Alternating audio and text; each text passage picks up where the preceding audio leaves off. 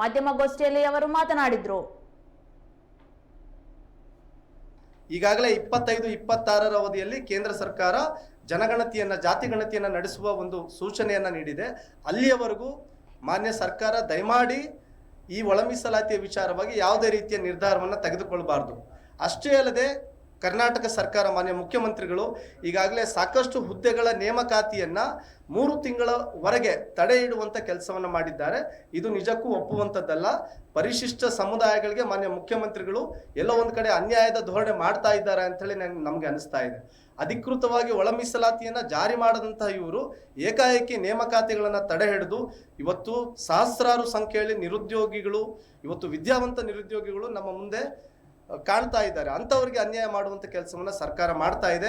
ಕೂಡಲೇ ನೇಮಕಾತಿ ವಿಚಾರವಾಗಿ ಏನು ಮುಖ್ಯಮಂತ್ರಿಗಳು ಹೇಳಿರ್ತಕ್ಕಂಥ ಹೇಳಿಕೆಯನ್ನು ವಾಪಸ್ ತೆಗೆದುಕೊಂಡು ಅಭ್ಯರ್ಥಿಗಳಿಗೆ ಸ್ಪರ್ಧಾತ್ಮಕ ಪರೀಕ್ಷೆಗೆ ತಯಾರಿ ನಡೆಸ್ತಾ ಇರತಕ್ಕಂತಹ ನಮ್ಮ ಎಲ್ಲ ಸಮುದಾಯದ ವಿದ್ಯಾರ್ಥಿಗಳಿಗೆ ಅನುಕೂಲವಾಗುವ ನಿಟ್ಟಿನಲ್ಲಿ ಅವರು ಮುಂದೆ ಹೆಜ್ಜೆಯನ್ನು ಇಡಬೇಕು.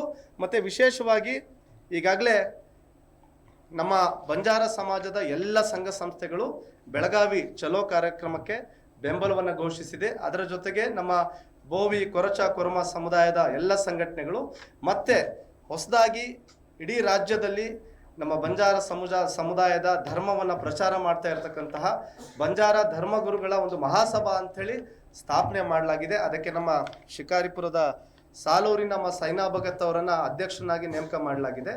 ಇವತ್ತು ನಮ್ಮ 17ರ ಒಂದು ಪ್ರತಿಭಟನೆಗೆ ಬಂಜಾರ ಧರ್ಮಗುರುಗಳ ಮಹಾಸಭಾವು ಕೂಡ ಬೆಂಬಲವನ್ನು ಘೋಷಿಸ್ತಾ ಇದೆ.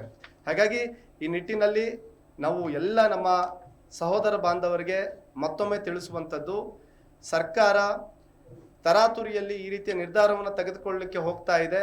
ನಮಗೆ ಇರುವಂತಹ ಒಂದು ಏಕೈಕ ಮಾರ್ಗ ಅಂತ ಅಂದರೆ ಹೋರಾಟ.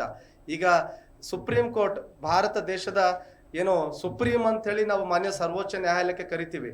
ಇದೇ ಸುಪ್ರೀಂ ಕೋರ್ಟು ಒಳ ಮೀಸಲಾತಿ ವಿಚಾರವಾಗಿ ಪಂಚ ಪೀಠದ ಒಂದು ಆಯೋಗದಲ್ಲಿ ಒಳ ಮೀಸಲಾತಿ ಅಸಂವಿಧಾನ ಅಂಥೇಳಿ ಹೇಳಿದೆ ಹಿಂದೆ ಆಂಧ್ರ ಸರ್ಕಾರದ ಇವಿ ಚೆನ್ನಯ್ಯ ಪ್ರಕರಣದಲ್ಲಿ. ಆದರೆ ಇವತ್ತು ಈ 7th ಬೆಂಚ್ ಆಫ್ ಜಡ್ಜಸ್ ಪ್ರಕರಣದಲ್ಲಿ ಒಳ ಮೀಸಲಾತಿ ಅಧಿಕಾರವನ್ನು ಆಯಾ ರಾಜ್ಯ ಸರ್ಕಾರಗಳಿಗೆ ನೀಡಲಾಗಿದೆ ಎನ್ನುವಂತಹ ತೀರ್ಪನ್ನ ಸುಪ್ರೀಂ ಕೋರ್ಟ್ ನೀಡ್ತಾ ಇರೋದು ನೋಡಿದ್ರೆ ನಿಜಕ್ಕೂ ನಮಗೆ ಆಶ್ಚರ್ಯ ಆಗ್ತಾ ಇದೆ.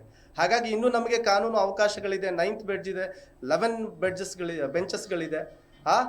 ಈಗಾಗಲೇ ಸರ್ಕಾರಕ್ಕೆ, ರಾಜ್ಯ ಸರ್ಕಾರಕ್ಕೆ ಸಂಪೂರ್ಣ ಅಧಿಕಾರ ಕೊಟ್ಟಿರೋದ್ರಿಂದ ನಾವು ಬೆಳಗಾವಿ ಚಲೋ ಮುಖಾಂತರ ಕರ್ನಾಟಕ ರಾಜ್ಯದ ಮಾನ್ಯ ಮುಖ್ಯಮಂತ್ರಿಗಳಿಗೆ ಯಾವುದೇ ಕಾರಣಕ್ಕೂ ಒಳ ಮೀಸಲಾತಿಯನ್ನು ಜಾರಿಗೊಳಿಸಬಾರ್ದು. ಈ ಸಮುದಾಯಗಳ ದತ್ತಾಂಶವನ್ನು ತಾವು ಅಧಿಕೃತವಾಗಿ ಘೋಷಣೆ ಮಾಡಬೇಕು. ಇಲ್ಲವಾದಲ್ಲಿ ಕಾಂತರಾಜು ಆಯೋಗದ ವರದಿಯನ್ನು ಬಹಿರಂಗಪಡಿಸಬೇಕು. ತದನಂತರ ತಾವು ಒಳ ಮೀಸಲಾತಿಯನ್ನು ಜಾರಿಗೊಳಿಸಬೇಕು ಅಥವಾ ಬೇಡ ಎನ್ನುವಂಥ ತೀರ್ಮಾನವನ್ನು ತೆಗೆದುಕೊಳ್ಳಲಿಕ್ಕೆ ಮುಂದಾಗಬೇಕು ಅಂತೇಳಿ ನಾವು ಆಗ್ರಹಿಸ್ತಾ ಇದ್ದೇವೆ. ಇದರ ಜೊತೆಗೆ ಇವತ್ತು ಸಾಮಾಜಿಕ ಜಾಲತಾಣಗಳಲ್ಲಿ ನಮ್ಮ ಸಹೋದರ ಸಮುದಾಯದವರು, ನಮ್ಮ ಪರಿಶಿಷ್ಟ ಸಹೋದರ ಸಮುದಾಯರು, ಈ ಬಂಜಾರ ಬೋವಿ ಕೊರಚ ಕೊರಮ ಸಮುದಾಯದವರು ನಿನ್ನೆ ಮೊನ್ನೆ ಮೀಸಲಾತಿಗೆ ಬಂದಿದ್ದಾರೆ, ಅವರಿಗೆ ಮೀಸಲಾತಿಯಿಂದ ಹೊರಗಿಡಬೇಕು ಎನ್ನುವಂತಹ ಒಂದು ಹೇಳಿಕೆಗಳನ್ನು, ಒಂದು ಕಮೆಂಟ್ಗಳನ್ನು ನಮ್ಮಲ್ಲೇ ಮಾಡಿ ಗೊಂದಲವನ್ನು ಸೃಷ್ಟಿಸ್ತಾ ಇದ್ದಾರೆ. ಹಾಗಾಗಿ ಅವ್ರಿಗೂ ಕೂಡ ಒಂದು ಸ್ಪಷ್ಟೀಕರಣ. 1919ರಲ್ಲಿ ಬಂಜಾರ, ಬೋವಿ, ಕೊರಚ, ಕೊರಮ ಇತರೆ ಅಲೆಮಾರಿ ಸಮುದಾಯಗಳ ಒಂದು ಪರಿಸ್ಥಿತಿಯನ್ನು ಗಮನಿಸಿ ಮೈಸೂರಿನ ಮಹಾರಾಜರು ಮಿಲ್ಲೆ ಕಮಿಷನನ್ನು ಅವತ್ತೇ ಜಾರಿಗೆ ತಂದರು 1919ರಲ್ಲಿ. ತದಾದ ನಂತರ 1935ಯಲ್ಲಿ ಡಾಕ್ಟರ್ ಬಾಬಾ ಸಾಹೇಬ್ ಅಂಬೇಡ್ಕರ್ ಅವರ ನೇತೃತ್ವದಲ್ಲಿ ಬ್ರಿಟಿಷ್ ಸರ್ಕಾರ ಏನು ಆಯೋಜನೆ ಮಾಡಿದಂಥ ಮೊಟ್ಟ ಮೊದಲ ಈ ಪರಿಶಿಷ್ಟ ಜಾತಿಗಳ ಸಭೆಯಲ್ಲಿ ಆದಿ ಕರ್ನಾಟಕ, ಆದಿ ದ್ರಾವಿಡ, ಬಂಜಾರ, ಬೋವಿ, ಕೊರಚ, ಕೊರಮ 6 ಜಾತಿಗಳಿದ್ವು.